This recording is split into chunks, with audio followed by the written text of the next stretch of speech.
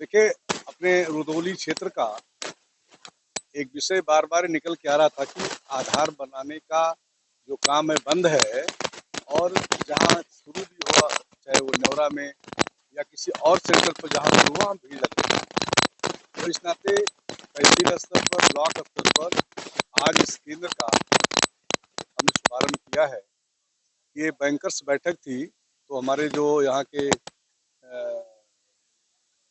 LDM साहब हैं, उस बैठक में हमने कहा था कि रुदौली का जो ये आधार सेवा केंद्र है, इसको अच्छे ढंग से संचालित होना चाहिए। तो बैंकर्स की बैठक में लिए गए निर्णय के अनुसार ये एलडीएम साहब यहाँ पर हैं, बैंक के और भी अफसर हैं, हमारे पीडी साहब हैं, सभी लोगों ने ये तय किया कि ब्लॉक पर हम इसको अच्छे से संचालित करेंगे। आज के जनसेवा केंद्र के शुभारंभ होने से क्षेत्रवासियों को, खासतौर से जनसेवा केंद्र से मिलने वाली जो भी सुविधाएं हैं, और उसमें खासतौर से आधार कार्ड के कहीं कोई संशोधन का है, तो वो सब काम यहाँ पर आज से शुरू हो जाएगा। इस अवसर पर मैं यहाँ पर उपस्थित सभी भाई बहनों को 15 अगस्त की बहुत ढेर सारी शुभकामनाएं देता हूँ। आप सबको बहुत बहुत आपका अभिनंदन करता हूँ। सभी लोगों को 15 दिवस की पुनः बधाई, शुभकामनाएं।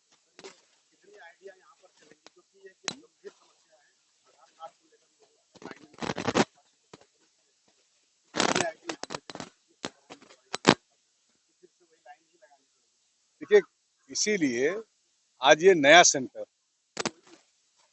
यहाँ से शुभारंभ किया गया कि भीड़ कम हो, लोगों को परेशानी न हो, इसी को ध्यान रखते हुए इस नए केंद्र का शुभारंभ किया गया है। और यही मवई में भी शुरू हुआ है। तो निश्चित रूप से आज विधानसभा क्षेत्र में दोनों ब्लॉकों पर, मवई पर और रुदौली में, दोनों ब्लॉकों पर शुरू हुआ है। इस कंपनी का नाम है CSC, कॉमन सर्विस सेंटर। और यह आप रुदौली के जितने हमारे भाई बहन हैं उनको कह सकते हैं, बता सकते हैं कि अब ये सेंटर अनवरत चलेगा, सबको आधार संबंधी समस्या से निजात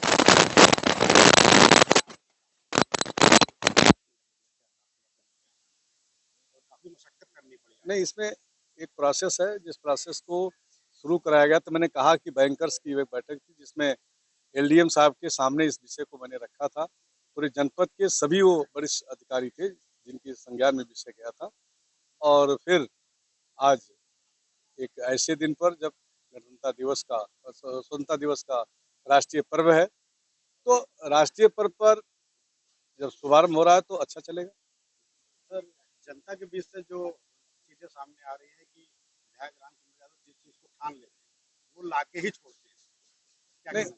देखिए, जनता के बीच की जो बहुत सारी बातें होती हैं, जिसको हम लोग जनता के बीच में जब जाते हैं तो समझ में आता है कि नहीं, जरूरी है।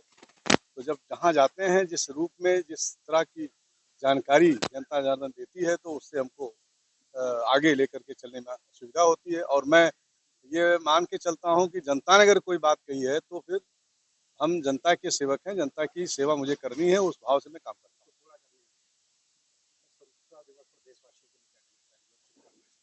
देश में जिन क्रांतिकारियों ने